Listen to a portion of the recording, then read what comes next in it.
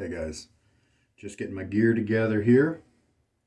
I'm going to use the Rebelle again from Holy Cow. It's their Siero base, and this will be my second time using it, and this is my only Siero soap as far as I remember. I'm going to use the Gillette Platinum, and it's a pretty fresh blade with just one use on it. And I just felt like using a little Silvertip that I have laying around. I made it myself from a vintage El Cheapo Chinese Taiwan brush handle, and I cut out the Brbr remnants that were there off of eBay or something, and I put in a Virginia Cheng Silvertip knot, just about 18 millimeters, so it's not a large diameter knot, but it has such nice splay that it has good coverage. First time I used it, I felt like maybe it might be a little too floppy, so I mean, maybe I'll put a ring on it or an O-ring around the base of it, or maybe I'll just pop out the knot and put a Brbr in there. I'm not quite sure. The razor today has the Gladius handle on the Karve, Christopher Bradley, and we're using a solid bar base plate today. And this is the AA, the double A, the smoothest one, the mildest one he offers. The soap today is Holy Cow is one where I often have to load a lot more, load longer, scoop out more, use more product than other soaps. And so in a way, it's not a good combination for a really soft brush, because that is likely to pull up less soap. But we're going to compensate by extending the time a little bit, and we'll see if we can work something out. All right, let's go ahead and put the platinum in. As far as I know, I haven't used a platinum in the Karve. I like to look at the razor right before I use it, most cases, and find if I've used a blade in it or not. And if I haven't used one of kind of the more popular ones that I like to use in it, then I like to try it out and get a nice wide variety of blades and razors going. And the Karve seats very nicely with the blade aligning perfectly every time. Great benefit of that. Now they do make a top cap that extends over the blade tabs in case you scratch yourself with, I think ears is most often, maybe the nose or something. Michael Friedberg, a well-known wet shaving personality on YouTube, is one of the guys that likes to have those blade tabs covered. I don't. I think it looks. I think it adds to the character of the razor to have these cutouts. I think it makes it look unique and interesting. And I also like to be able to hold it with the blade when I am taking the blade on and off of the cap. Having the blade tabs exposed makes that just a ton easier.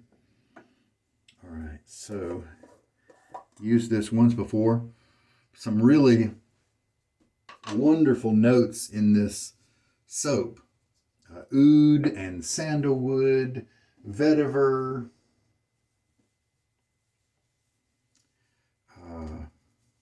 leather, and one more. Just some of my favorite bits. And I wish maybe the Sandalwood was a bit more, but I was really happy with the soap on my first run. And I do have the matching splash on this one. And I do save this for use during the day because I like the scent so much. I want to enjoy it instead of having it be something I put on right before I go to bed, and then I don't get to experience it.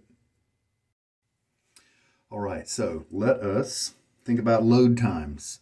When I used a Brbr brush on the first use that I had on this soap, I think by the time I added up everything, I had to, because I had to keep coming back to the puck to get more lather, more soap, because what I put on my face initially was too wet and it needed to be solidified just a bit. And so by the time you added up everything, it was about 50 seconds and of loading. And so I think that's a good place to start if I was coming at it with that same brush. Now this is a softer brush. Why don't we do 1 minute and 20 seconds? Because this is a small knot. It's very soft. Let's just try that out. And that, yes, that is a long time. Usually 20 seconds is all I need to do. So we'll leave a little bit of water in there, and we'll start at the 10-second mark. So if we want to do 1:20, then we'll go to the 20-second mark on the next minute here. Sometimes you can tell with your loading how everything's going by what's coming up from the soap. Like right now, not much. You can see a little bit of overflow. And what I may do is, let's see, let's stop at 50, because that is 20 seconds more to go. And so I don't have much going on. It feels kind of pasty on the soap puck itself. So let us add some water to it.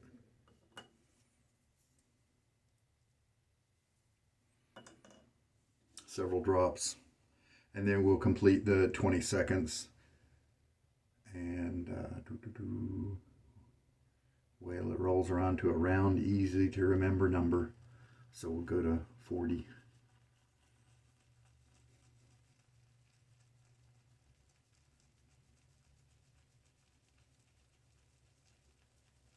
And then we'll see if this is too much. And there we go. And then we can reduce it next time we use this brush or whatever. Now, we've got some delicious lather around here. Kind of early pre-lather. People make up different names for it. Some people call something Proto Lather. Now, I haven't mentioned it on my channel very much, but in certain parts of the internet, on the shave forums and stuff, there's like a super lather and an uber lather. There's some words that guys are throwing around like that, and I think in many cases it involves adding something to the soap. Sometimes people will take a soap that they're not really able to get good slickness out of, and they'll add a few drops of glycerin to it. It's commonplace for folks to treat Williams like that. Well, that's up to each person to decide that, but if you think you have to add glycerin to Williams to get to a creamy lather, you're wrong, because even with a modern version, and especially with the vintage version of Williams, you can get a crazy slick lather from Williams if you know how to do it, if you put in the time, that sort of thing. And so now, if you want to use glycerin just to speed up the process where you don't quite have to work as hard, that's up to you. That's fine. But I don't like it when it's said that you have to add glycerin to Williams to make it good. That's just speaking from an ignorant standpoint. Ignorant meaning you don't quite know all the facts, because you mix up Williams decent and it is slicker than it's not. But, everybody can do their own thing, right? And then another one is you can take a soap, a lather generated from a soap or a crope, and then add a little bit of a cream to it. Like one of the Perazzo or Trumpers or Taylor of Old Bond Street or any of those well-known creams. But my point is, to me, that means your lathering skills aren't very good, because all those creams I just mentioned, none of them come anywhere close to a decent soap.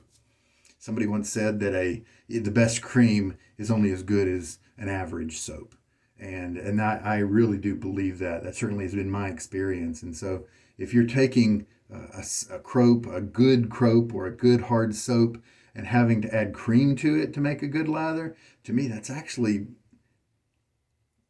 making the lather worse, because it's making it less creamy, because the lather that comes from those hard soaps and good soaps like Sterling and Holy Cow, Barrister and Man and all those guys. Now maybe you have to do that, to try to do that for something like Perazzo, which is kind of a mediocre soap. Maybe you have to do it for somebody like that.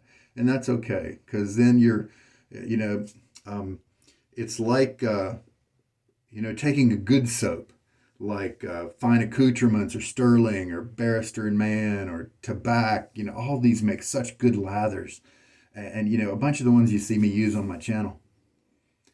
And putting onto those soaps one of those creams is kind of like taking a sports car with high grade fuel and putting unleaded in it. You know, it's just you're downgrading by adding that stuff. Anyway, that's my little soapbox for today while I let this soap kind of sit on my skin. Let me rinse it off and then we'll get to building the lather up. And let's pan you down for the lather cam.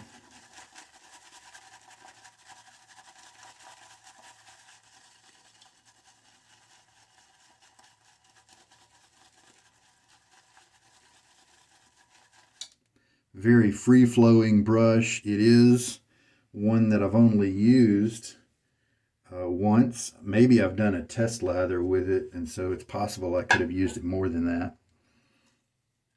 Go ahead and put a bunch of water in there.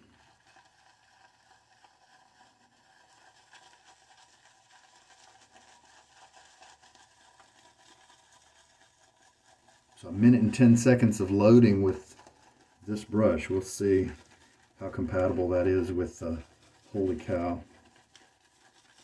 I may decide to go back to the yeah, see, look, we're not getting very much at all. This brush just didn't really pick up too much. You know what let's do? Let's play around. Let's dip this brush in some water and let's kind of Marco method it by coming at it with a brush full of water.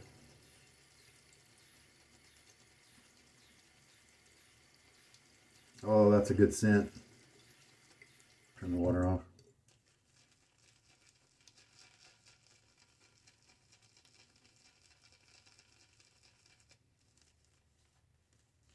Who knows how long that is? Just roll with it. Put the excess on my face, and that way when I go to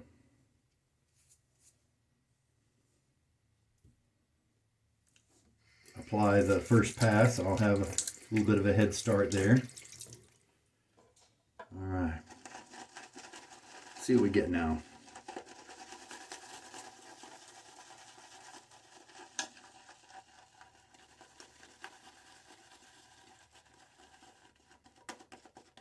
This is a soap that has a consistency of lather that is fairly low. It's not going to puff up like some soaps out there do.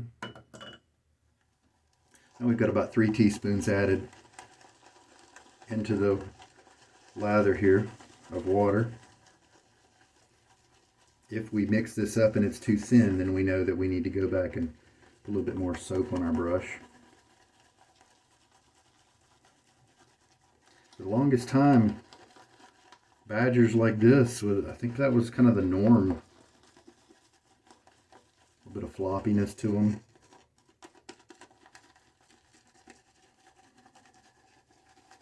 I like this handle.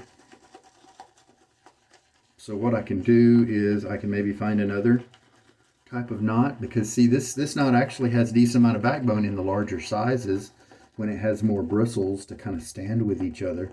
But when you make it this small, you really have to sink it down into the handle a little bit more to keep that same amount of backbone. Yeah, we're doing great now.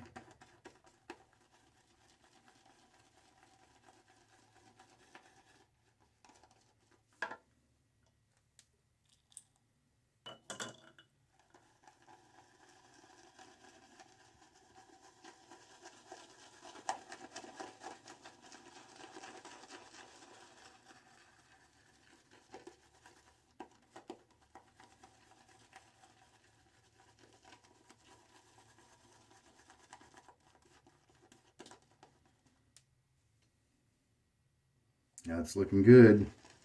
I think my earlier load was made a little less effective because I seem to need more water in the brush. So I'll try to make a note of that. Instead of shaking out quite as much as I usually do, just leave a little bit more water in the brush to help to pull that top, to to kind of help activate that top layer of soap to let it release and get on the brush. But we're looking good right now. Okay, get my face wet.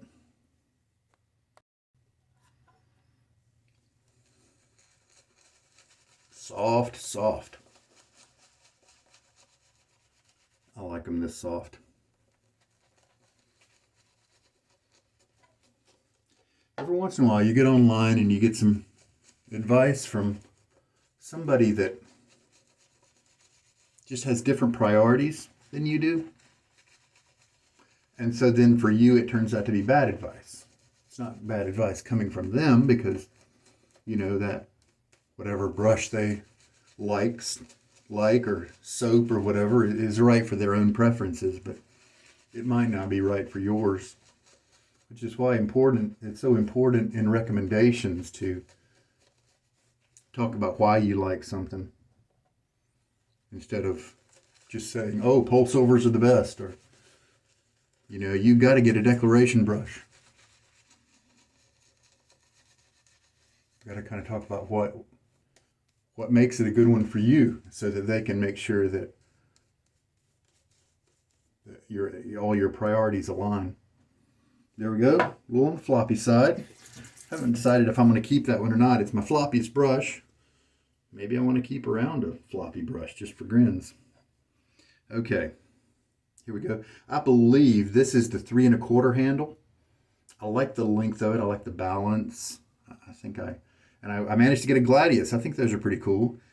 Who knows? I might want to switch. I think it's pretty, but I might like the original better in a little bit. So this is the smoothest one, the AA base plate. And he is going to be able to take care of a 1.5 days growth with no problem, I am confident. Just a tiny, tiny little bit of tugging, you know, the kind of tugging you get when you let your beard get a little too long.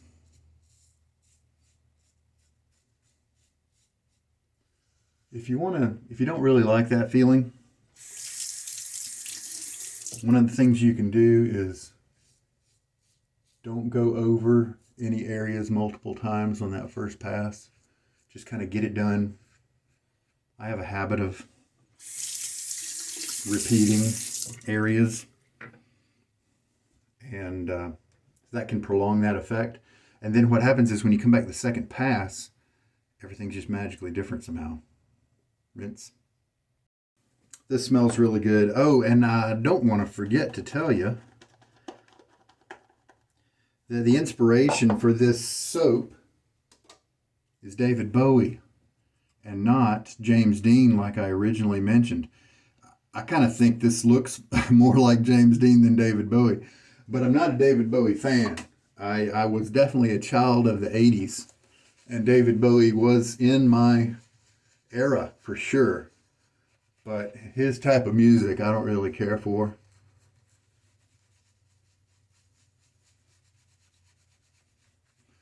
Even this right here is still kind of a wet lather. I keep taking it too far, but it's a performance soap, so I'm still getting a great shave.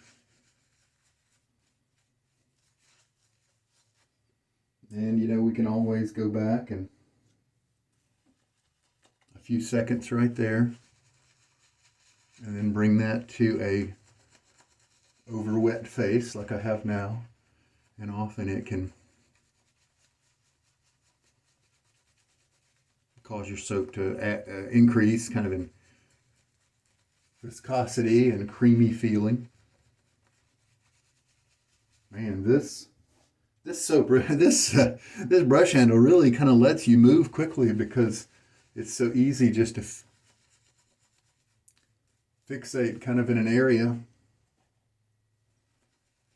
Flick your wrist a little bit and you're getting it done. Feels great. Nice and cloud soft. And this is an inexpensive knot. And so if you've ever wanted to try a really soft knot. Now I put a 26 millimeter in a dogwood handle that I have, and that knot is not quite as soft as this one. Maybe because of the density, I'm not sure. Maybe I just need to, they haven't been used too much. Maybe that's what I need to do, is put them through some more uses. Silvertips sometimes need a week or two of use to smooth out a little bit. Yeah, and see, now there's no tugging at all. Man, what a great scent. This is just a really masculine scent, and I don't really consider David Bowie to be a masculine kind of guy. I'm kind of mystified why they chose this profile. Unfortunately, even if you go to their website, they don't give you the story behind the creation. At least I wasn't able to find it. I had to have a HD Shaves is a regular viewer of my channel, I'm proud to say, and he does good stuff himself on his own channel. He chimed in and told me about David Bowie being the commemoration rather than my guess of James Dean. And that actually makes more sense with the color scheme that they chose. That's kind of a rad 80s, kind of thing. Face feeling great, as you might imagine, from such a mild razor and a really soft brush. So this was a comfort shave. For the third pass, I went ahead and dabbed my cheeks, got some of that water off, the excess water, because we learned that we don't really need that with this particular mix. So what did I put? 3.5 teaspoons of water.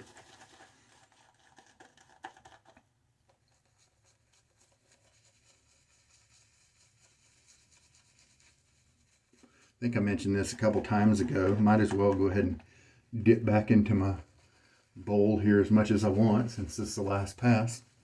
But I told you a few times ago that one way of approaching your consistency could be on your first pass there to figure out how much water is where you want your lather to be, and put that in each time. Maybe not right away, but pretty soon. And then as you're mixing up the lather in the bowl, if it looks too soupy, go back and add more soap. If it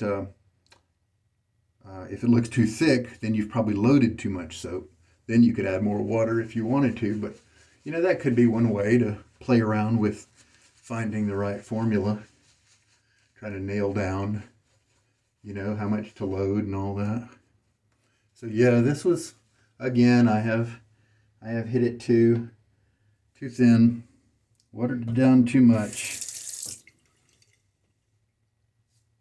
But as you can see, it's a quality soap, and I am getting amazing glide with this. Matter of fact, this, as soapy as you kind of see it right now, may be what a lot of the straight razor shavers try to achieve, because they need it to be extra slick.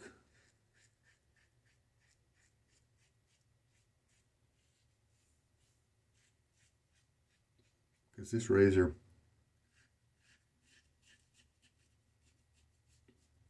just moving around nicely.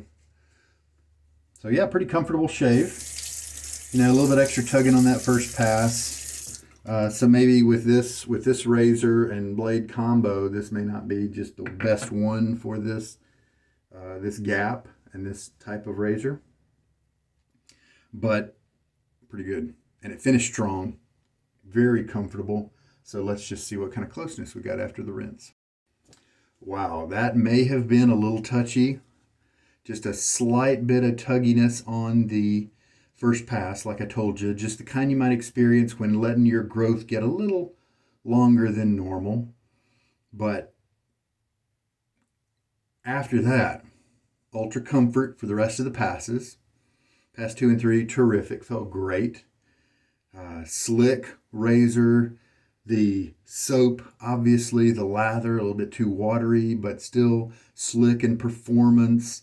And so we got ultra comfort and ultra closeness. I got a great shave right here, just tremendous. I just see the tops of the hairs and no length to them at all. So it was a terrific shave, and we don't have to worry about alcohol burn with their toner here. I will shake it up just in case I need to do that. And I'm grateful for them to wear this little thing on the nozzle, on the opening of the bottle, doesn't let too much come out. The Old Spice and stuff like that, you can get way too much really quickly. And this is a very mild scent right off the bat. I noticed that right away the first time I used it and was really disappointed. But then it develops. It increases in strength somehow, or maybe my nose just gets is out of the bathroom area and it just smells, and I get to enjoy this scent. I really do, for hours after right now. And it's wonderful. I really, really like it. So the too much water today. And we did 3.5 teaspoons of water with who knows how much loading, because I did the 1 minute and 10 seconds. But I believe next time I should have a wetter brush coming into that. If I do that, then the 1 minute 10 might be just right. Who knows? And so I'll play around with it. This is certainly a great soap to play around with and figure out the right things. If you are having trouble and you really want to nail it down right, then don't do what I'm doing and keep switching brushes. I'm just playing around. I know that I can always go back and get more, that sort of thing. But if you're really trying to dial it in, pick a brush. Pick your favorite brush. Stick with that, because that's going to pick up the soap at the same ratio. As long as you come at the soap with similar amounts of water each time, then that's going to keep things more consistent. Then once you get a good 30-second load is what I need. Once you get a good value there, then start adding variables if you want to, because then you've got a baseline to say, this is a smaller brush than my baseline. So I'll add some to the load time, or this one, boy, this is a really scritchy brush. So it's going to probably pull up more soap. So either I'll keep it the same or lower it, maybe just a hair from the baseline. All right. Oh man, this is a great scent. I'm going to clean up now. So did you guys see me have any problem with this 18 millimeter knot, this small knot? Nope, not at all. Look how big that blooms. Now, granted, it's floppy, but and so you may want to restrict it just a little bit, but even so, it's still a good size knot. So don't think that you have to gravitate toward a 26 or 28 millimeter knot just because to get some size, because you may need to do that if you have really stiff bristles. But there are other knots out there that are really quite large with their bloom. Here it is after I've stropped it on the towel, dried it out a little bit. I think it's a neat brush. I enjoy it. It is a new knot. I think this is the second time I've used it. And so I'm definitely not surprised when I'm pulling out a few hairs, a few bristles here and there. Not surprised about that at all, because I didn't pay for somebody to spend a lot of time combing through this knot. And I don't mind that. I'd rather be the one to do it and save that money. That's what I think. I think that scent note that I missed was tobacco. Man, this is a good scent. Just in case you haven't heard about brass razors and patina, wanted to show you. This is a new acquisition within the last month. So it hasn't had time to develop too much patina. It's got a little bit of it. But these guys, especially this, the bottom of the base plate, this base plate's been with me from the beginning. And so it's got more. And then you can see some patina developing on this head. And you can see that those are darker. I hope you can see that, than this handle. And that's just how brass goes. If you do want to polish it, I just gave this a hand polish with some Brasso type stuff, and you can take away the patina by using the polish, but it's going to come back because that's just the nature of brass. And I happen to like the patina. I wanted to try the polish on the head, not to get rid of the patina, but just to shine it up a little bit instead of having the matte bead blasted, kind of look. And I'm glad I did. I really like it.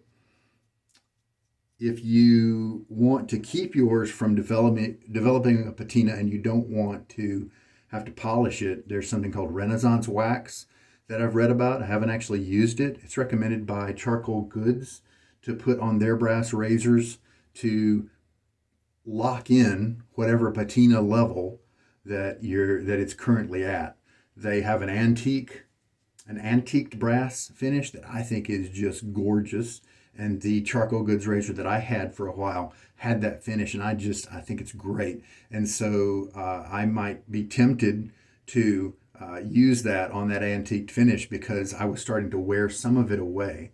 Now the patina will kick in at some point, but just to let you know, if you have a brass razor that you want to protect and not have to polish, if you like the polished look, then the Renaissance wax, do some research into that. That looks like a great way to lock it down and preserve the whatever current look it is.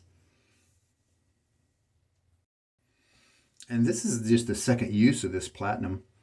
So I'll bet the next use is going to be even nicer.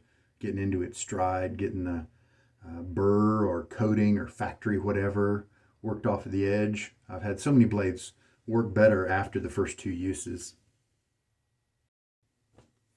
All right, guys, here we go. I am loving the way I'm smelling right now. My wife may not like it very much, but I sure am enjoying it. The tobacco and woodiness and that sort of thing, she may not care for too much. Who knows? But there we go. Good shave. Comfort and closeness. The Karve holds the razor blade toward the edge, right up to the edge, from the top, which most razors do well, but also from the bottom. And less razors do that well. And so what you're able to get is a nice close shave with consistency. The razor blade is not moving across your skin, vibrating at a micro level. You can tell it's vibrating because it's making a sound. And so there are a lot of those razors out there that give you some audio as you're shaving, and that's because the razor blade is vibrating just a little bit. Well, my belief is that, that's what's going to cause a little bit of tenderness sometimes or irritation or not a smooth shave. All right, guys, this is Sugar Daddy Shaves, and I hope this one's been good for you. You take care.